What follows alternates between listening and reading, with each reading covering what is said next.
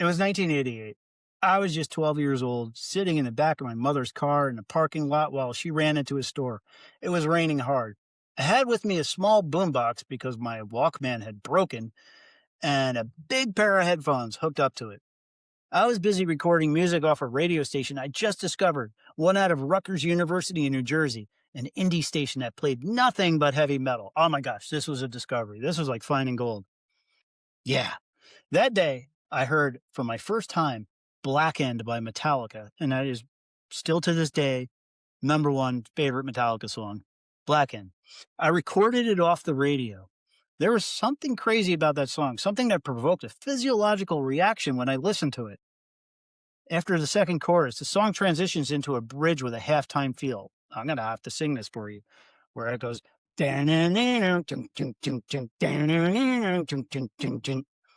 My body movements changed at that point. It was like I jumped onto a rubber raft in a turbulent ocean.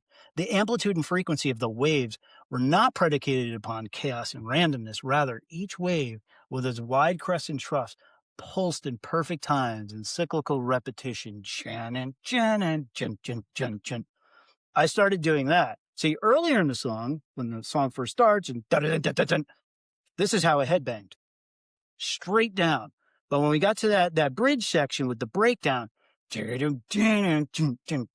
started doing that, more like shoulder headbanging, coming at it from the side instead of straight. What is up with that? I'm not the only person that does that. Now, when you go to a bar and they put a metal song on the jukebox, and people straight headbang, but when you get to that little groovy breakdown, everybody starts going like that, right? What's that about? The same thing happened a few years later when I first heard Wake Up Dead by Megadeth. And if you know that song, it's an immediate sonic blast right out of the gate. Typical Dave Mustaine, high-octane shred where the speed is the goal. But then, after a series of solos reminiscent of Clash of the Titans, the song transitions to a bridge, a breakdown section. Again, my first time listening to this, the first part of the song, I did this. Straight head banging in the verses. But then there's that breakdown. Furthermore, that halftime feel, the roar power of the staccato ping-ponging between the octaves, that's what the bass and the guitars are doing. You're going bump, down, or something like that. Up, down, up, down. It made my whole body move. Notice my wording here. It made my body move, not my body move to it. As if I had just fallen into the beat. As if I'd abandoned myself to the song and found the appropriate natural gesture for letting my body experience the song. I would have started jumping up and down, but with the bounce, like I was on a pogo stick, but I was alone, and it would have been kind of weird. My parents would have heard me jumping on the floor, and they probably would have thought I was on drugs. My father was a huge fan of jazz music, specifically jazz from the 1930s through the early 50s, which was essentially the years that big band swing ruled the airwaves. You had the likes of Benny Goodman. You can see the poster over there. It's Benny Goodman, Artie Shaw, Duke Ellington, Turk Van Lake, and so on. I couldn't stand that music, at least for the first 23 years of my life, and then I went nuts for jazz in adulthood. But early on, the music sounded really hokey to me. My father would blast his big band swing records and sing along and move along to it. His headbanging was a little different than the straight and sort of headbanging that I did with heavy metal. He would do these deep head tilts to the side, like this. They were more fluid, more like a pendulum. Furthermore, he would snap his fingers, but to my ears, it always sounded like he was emphasizing the wrong beat. I couldn't hear what he was hearing, because jazz music puts the emphasis on beats that rock generally does not. Like, hear that? It's like on the off. Do it again.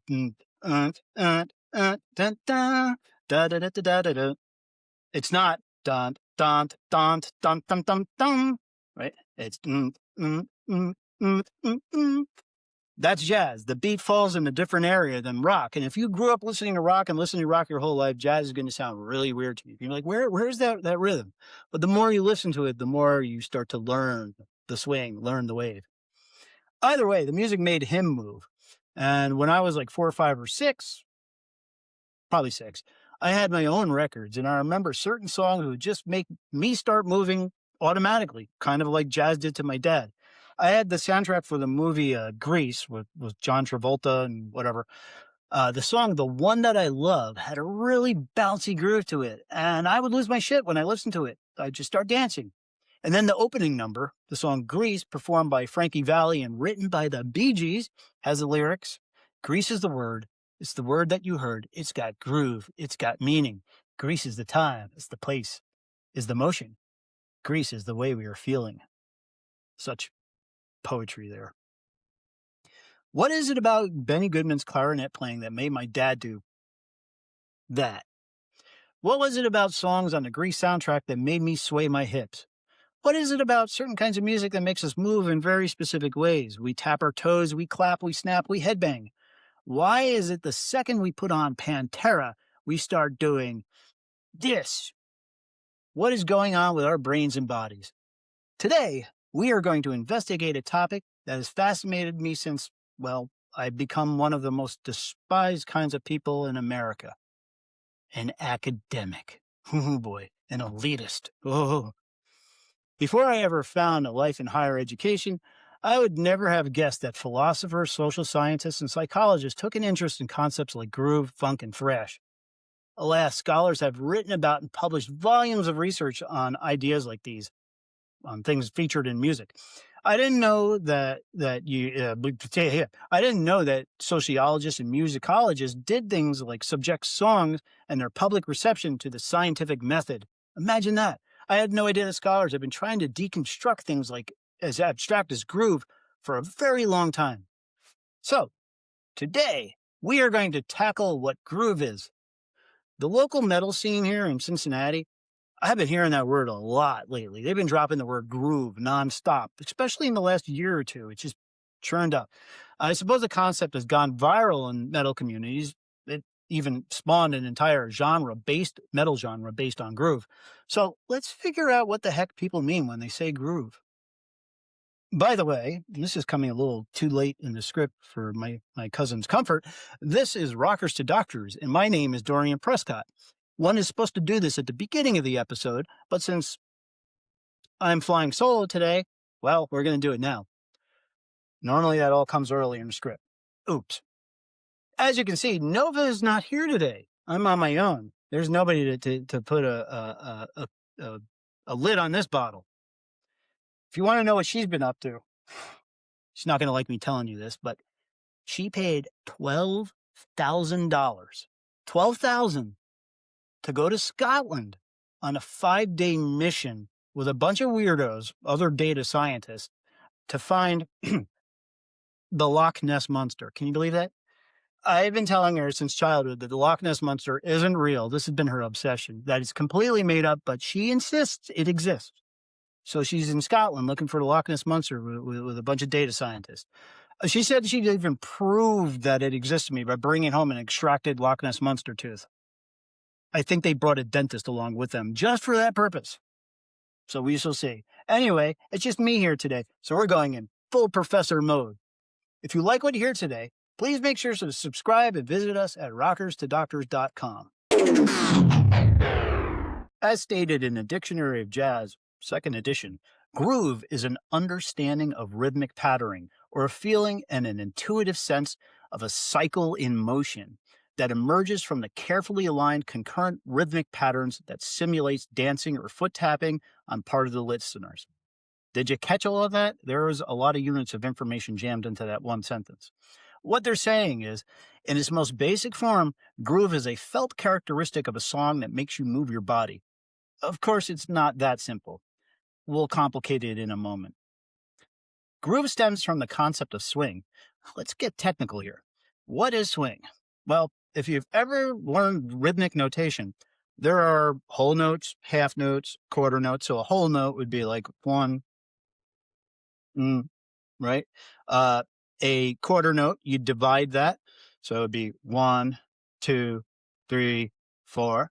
And then when you divide those quarter notes down, you get eighth notes. So it'd be like 1 and 2 and 3 and 4. And it even goes further. There's 16th notes, 1E and 2E and 3E and 4E. And oh, my clapping isn't like making everybody deaf here.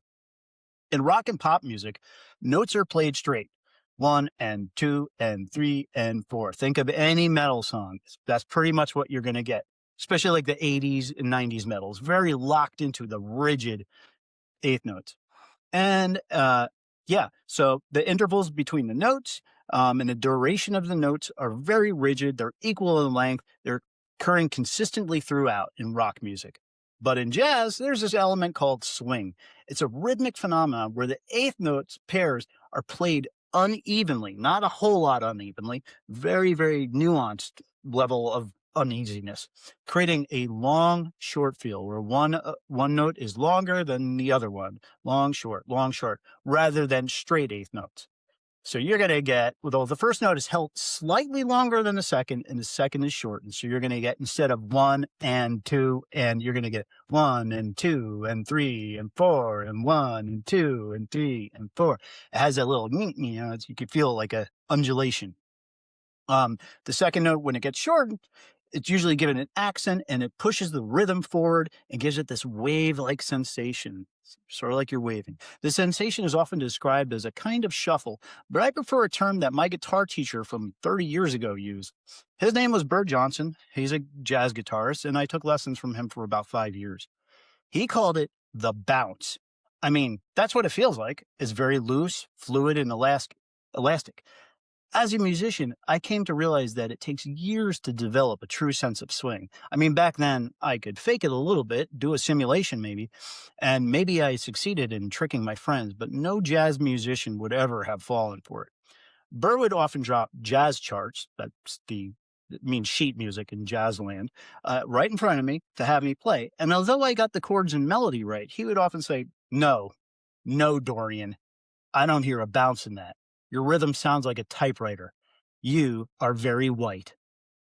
Almost every popular song in the 1930s had a degree of swing to it.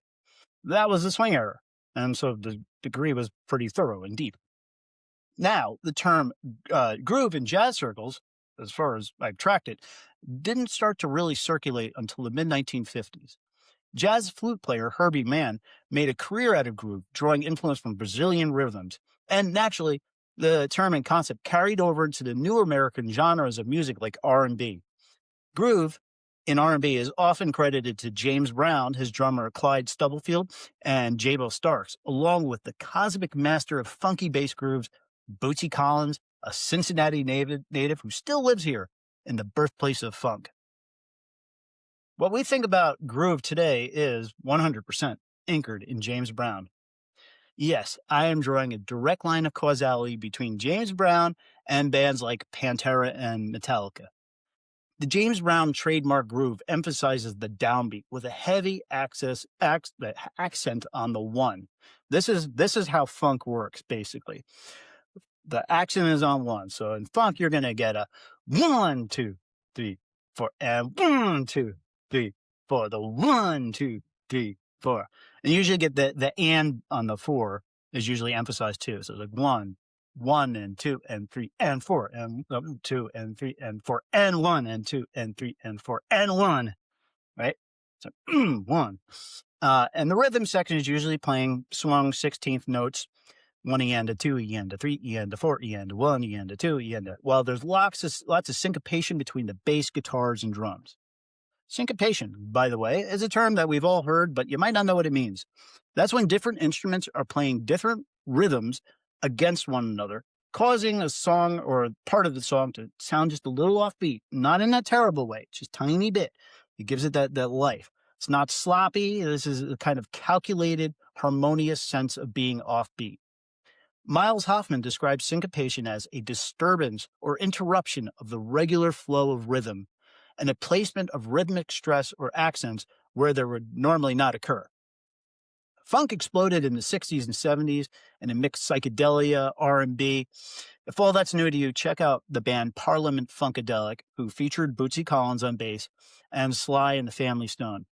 Funk is largely based on the spaces between notes. There's a lot of subsectors.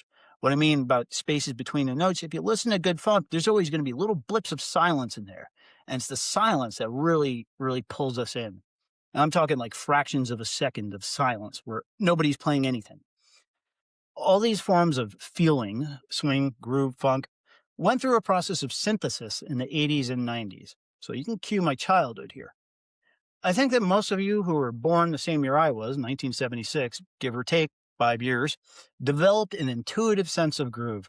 We entered the world during the disco era. So Staying Alive was probably one of the first pop rock songs I ever heard, and that song has a perfect groove. Even people who claim to hate the Bee Gees experience involuntary body movements and sometimes dance when hearing that song. You can't avoid it. Your body just insists on moving to the Bee Gees. The big talents of the 1980s were known for their groove. I mean, listen to Billie Jean by Michael Jackson or Running with the Night by Lionel Richie. I could just, this list could go on for 3 hours. But the early funky groove music that I remember most from my teen years was, of course, the Red Hot Chili Peppers and Fishbone, an unfortunately overlooked band. Fishbone was great. They're an all black hard rock funk band, but the Chili Peppers overshadowed them. They even played together on Lollapalooza. But also, there was a mega band around that time called Infectious Grooves. This was a funk metal side project with some of the guys from Suicidal Tendencies and included future Metallica bassist Robert Trujillo. This was the album that introduced the world to the concept of funk and groove. It introduced it to all my friends. On their 1991 debut, Ozzy Osbourne sang the track called Therapy on the album. Oh, I also can't forget the band Extreme, who obviously had a hit song called Get the Funk Out, but actually played a lot of other deep funk in their songs. Oh, and Primus, again, we can do this all day. While Infectious Grooves were giving the nod to funk, another band was completely innovating the way groove can be used. Pantera. I don't know if they're the source of the term groove metal, but their name has become synonymous with the development of that genre. This is characterized not by high-speed thrash, but detuned guitars, slower tempo riffs, tighter distortions, and syncopated rhythms. If you listen to Pantera in their earlier hits like Walk, you're not doing this, right? You're not doing the straight headbang. You're kind of doing that side thing. That's the when you have a groove or a bounce or a swing, you don't really headbang straight. You kind of feel like you got to come at it from the side. Their riffing, though heavier than a stack of anvils, definitely had a bounce to it. Now, let's get back to my original question. Now that we've looked over the history of this stuff, why do we move to the groove? Why do we like it? This part is going to be fun for me. As I said earlier, my mind was blown later in life when I realized that there have been reams and reams of scholarly and scientific articles published in peer-reviewed academic literature on subjects like groove. Even heavy metal culture, there's just tons and tons of articles on that. These articles have names like Ozzy Osbourne and the narrative of domesticity. Those are degrees up there. So there's a PhD and a master's and a bachelor's. I can't pronounce this word. Domesticity. Domesticity. Anyway, and there's another one called Constructing Personality and Social Reality Through Music, Individual Differences Among Fans of Punk and Heavy Metal Music. But let me back up a little bit and explain what a peer-reviewed journal, scholarly journal is, in case you don't know what that is. In everything in life, in all fields, forensic science, in nursing, in literature, there's knowledge. Knowledge circulates. Knowledge has to come from somewhere. Knowledge usually comes from the experts. And when an expert comes up with a new philosophy or a scientist has a discovery, you want to get that information out there and officiated in the public. So that usually starts where you write an article with your findings and you send it to a scholarly journal or a peer-reviewed journal. These are, they're like magazines. Oh, hold on a second.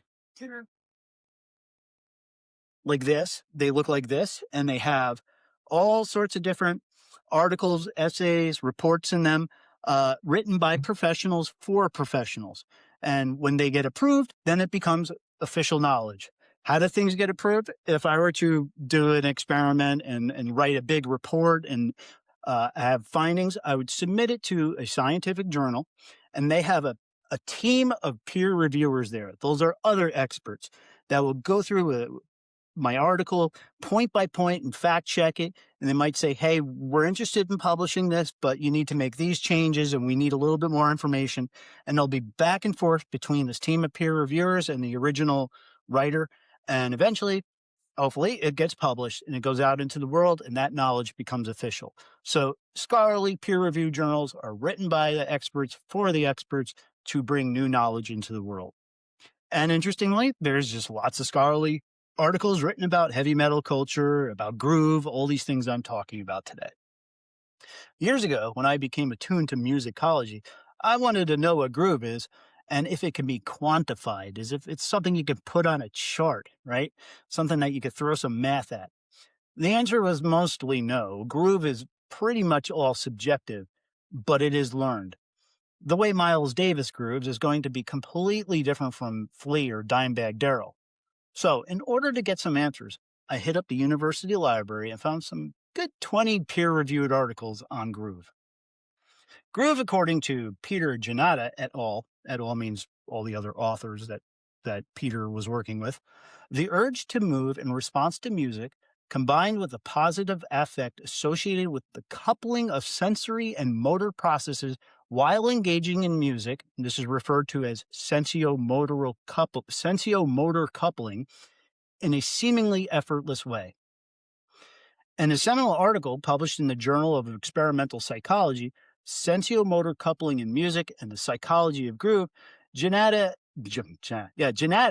and everybody else utilized multiple levels of analysis comprising phenomenological, behavioral, and computational techniques in order to get to the bottom of what groove is.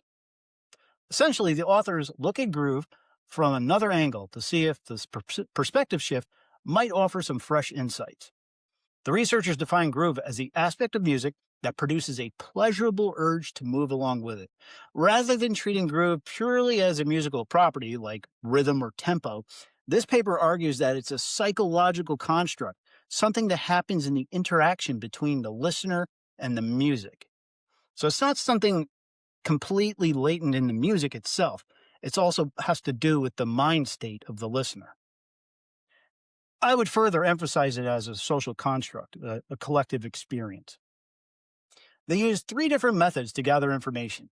In a survey study, they asked 215 undergraduates to define the groove in their own words.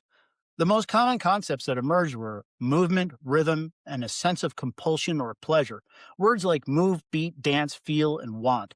Participants strongly agreed that groove depends on the urge to move and the presence of a strong beat, but not on things like vocals and lyrics and loudness. Those don't really matter to it.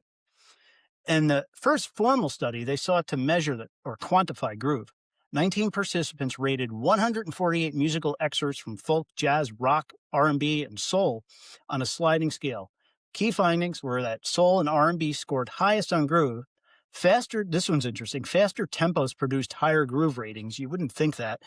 And the perceived groove correlated strongly with enjoyment. And there's a correlation coefficient of 0.82, if that means anything to anyone. It just means they're correlated 80%. Familiarity with the song mattered somewhat, but mainly because familiar songs, we tend to enjoy them more. In the second study, they focused on groove experience during movement. 34 participants were asked to listen to low, mid, and high groove excerpts while sitting still, tapping isochronously, which means keeping the beat, or tapping freely at any pattern they'd like. They rated how much they felt in the groove after each trial, and video cameras recorded spontaneous movement. The key findings were high groove music triggered significantly more spontaneous head bobbing, foot tapping, and lower body movements, even when participants weren't asked to move. Feeling in the groove was strongly predicated by perceived groove in the music and negatively predicted by how difficult the tapping felt. The harder it was to sync up, the less groovy it felt. So try to groove to Calculating Infinity by Dillinger Escape Plan. You're going to have a hard time, just in general, tapping your foot to that. And that album is a work of art, but it is so insane. Then, the researchers used a resonator model to mathematically compare the rhythmic structure of participants' tapping with the rhythmic structure of the music. Better alignment between the two predicted stronger feelings of groove and lower experience difficulty, providing an objective, quantifiable measure of sensio-motor coupling quality.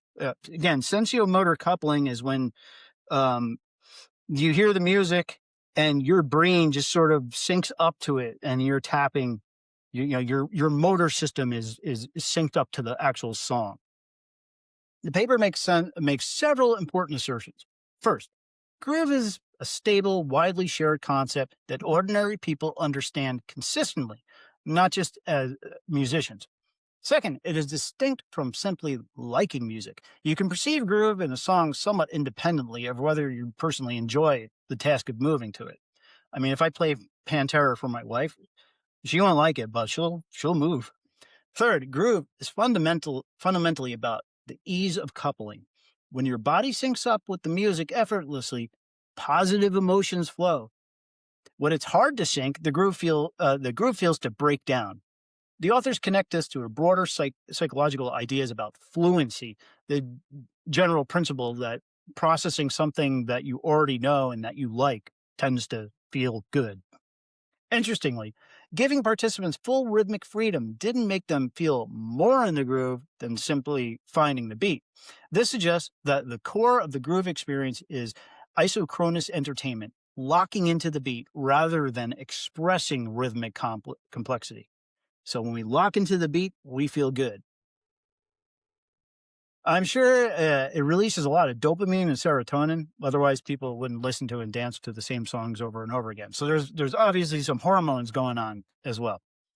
The authors ultimately situate groove within the evolutionary and social context. Synchronized movement may be a fundamental mechanism for social bonding, and high groove music may essentially function as an invitation to join a collective rhythmic activity.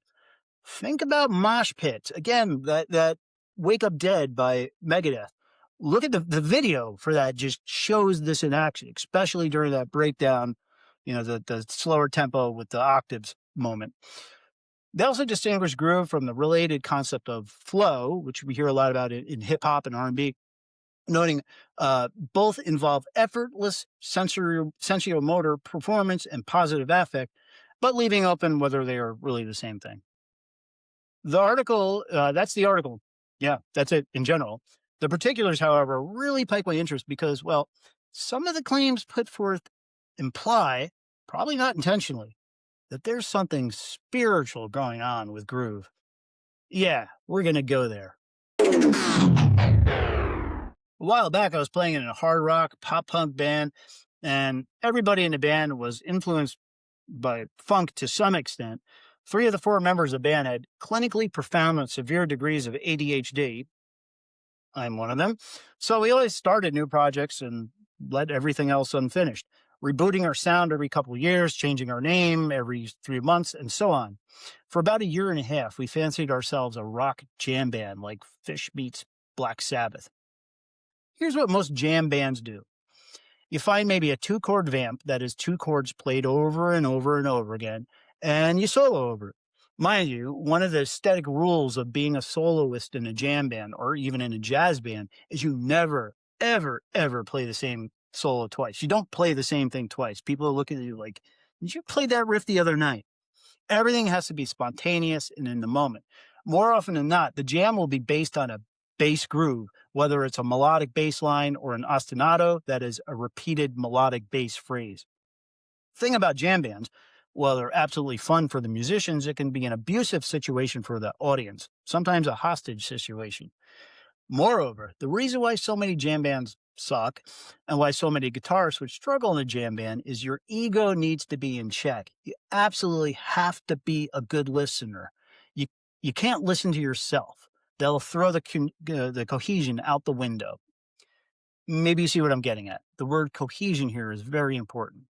There was one day we were all jamming and jamming and jamming for like 2 hours straight. Spontaneous music based on a 4-chord pattern in F sharp minor.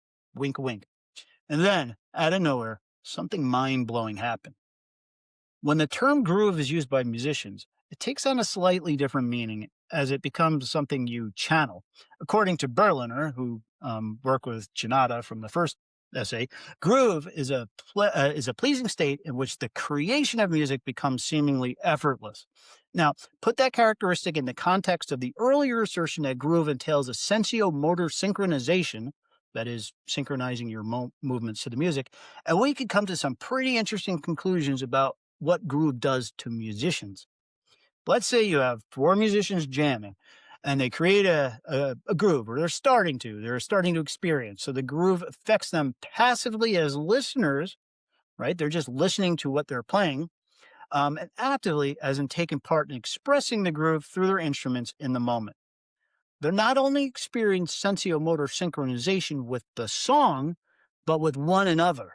In other words, experientially, their brains are synchronizing to one another, not just the song, but to each other. What this feels like as a musician is rare and profound. In essence, the band becomes like one mind, one instrument, one musician. Groove, in that sense, is a creative expression or a process which catalyzes the spontaneous synchronization of minds. It's sort of like a field emerges where all minds are connected. That day that my band was jamming in F sharp minor, something came over all of us as if the song was writing itself, playing itself through us, right? The song was writing itself through us. For those 2 amazing minutes, that's about how long it lasted. What felt like a connection to one another had become so bewildering it seemed paranormal. What I mean is I suddenly knew what Mark, the guitarist, was going to play next, and Mark knew exactly what I was going to do next. He could anticipate me perfectly. And we all know what Joe, the keyboardist, was going to do. And we all knew what Justin, the drummer, his next move was going to be. Because we were one mind, one instrument. That is called transcendence. The groove can transcend. And no, if you were thinking, what drugs were you on? We were completely sober when that happened. We were always completely sober. Yeah, always, 100% of the time. We found a 4-chord structure and patiently played it over and over again. One person adding something here, another there, one person pulling back a little, another providing a slight variation. After about 5 minutes, the groove emerged on its own. Always happens that way. You can feel it, like you're starting to float, as if something's starting to take control of your hands, and then it just takes you. That's why I mentioned ego a moment ago. There can be no groove when there's ego. Think about it. The conditions upon which a groove is most likely to assert itself is one where you're not thinking about yourself and you're not focused on yourself and listening to yourself play. You can't groove if you're not listening to the other musicians and only listening to yourself. You can't groove if you're insisting on forcing the song to go in a direction you want it to. Groove is an abandonment of the ego. It's something that emerges organically, and the situation and the people have to be perfectly right to be in the groove. When I mean right, that means focused not on themselves, but on everyone else. Scholars named Kamara and Danielson have described groove as an immersive state. Groove happens, this is the quote, groove happens in the here and now of performance, meaning that groove is, in a sense, ungraspable. I'm not going to start this whole thing over again. No, just because of that. Heck no. Let's try the quote again. Groove happens in the here and now of performance, meaning that groove is, in a sense, ungraspable as such. And the very moment one tries to come to terms with a groove experience, one no longer has the groove. That word, ungraspable. Man, that's up there with that other word that I couldn't say earlier. So here are some of my final thoughts. There are many things I love about groove, and among them it's the social aspect. I quote, "It is well established that shared activities such as music listening and making, dance, and coordinated movements, as well as shared emotions, are closely linked with establishing social identity, bonding, and connection." There was a study done with motion capture technology, cameras basically, at an EDM concert. What it discovered was higher levels of group synchronization during such structural changes in the music. In a sense, the audience was so immersed and hypnotized by the music, they were in a coupled state. Their sensio-motor reactions synchronized like the audience had one mind. I know you've probably been there. Maybe you went to a Linkin Park concert a long time ago and they busted out one step closer. And when the song gets to the bridge, it goes into that halftime feel and Chester starts screaming, "Shut up when I'm listening to you." I bet you everybody in the audience started doing that synchronized jumping like you're on pogo sticks. M. Wittek, another scholar, notes, groove disables boundaries between music, mind, and body, enabling its listeners to feel at one with the music and others in the same environment. Further, another quote I love by this Wittek guy, collectively filling in the gaps in the syncopation draws many bodies into the same space in which bodies are distributed and the boundaries between different agents are further blurred. The open spaces in syncopated groove becomes portals through which people can share the same mental, temporal, and physical dimensions. Wow. So that's some spiritual transcendence talk there as well. Makes me think of a quote by George Clinton from Funkadelic, that the funk not only moves, it removes. The desired effect is what you get when you improve your interplanetary funksmanship. George Clinton, Parliament, P-Funk, Funkadelic. Anyway, Whitkitt is saying here, in other words, that you become the groove. The groove binds us all together in ecstatic music experience. I'm definitely sure you've had that as well. You've gone to a concert, and while you're there and you're being pulled away by the music and you're in the groove, you're not thinking about how much you hate your boss. You're not thinking about how your partner's been a jerk lately and hasn't showered enough and smells weird. You're not thinking about how you can't afford to pay your rent this month. All that stuff goes out the window, and you get into the groove with each other. Everybody's minds sync up together, and it's like just one enormous, awesome experience. Hey, if you found today's episode illuminating, let us know. Today I went into professor mode. We don't normally do this on this channel, but I wanted to give it a try. And since Nova is out with her cryptozoologist, data scientist on a lake in Scotland, I figured, why don't we try something new today? Let us know how you like this. If there are other scholarly topics you would like us to explore, I would be absolutely happy to do that. Visit rockerstodoctors.com, but also check us out on Instagram, YouTube, TikTok, Apple Podcasts, iHeartRadio, Spotify, Amazon Music, and Pandora. Until then, headbanging with a hypothesis, but not this kind of headbanging, this kind.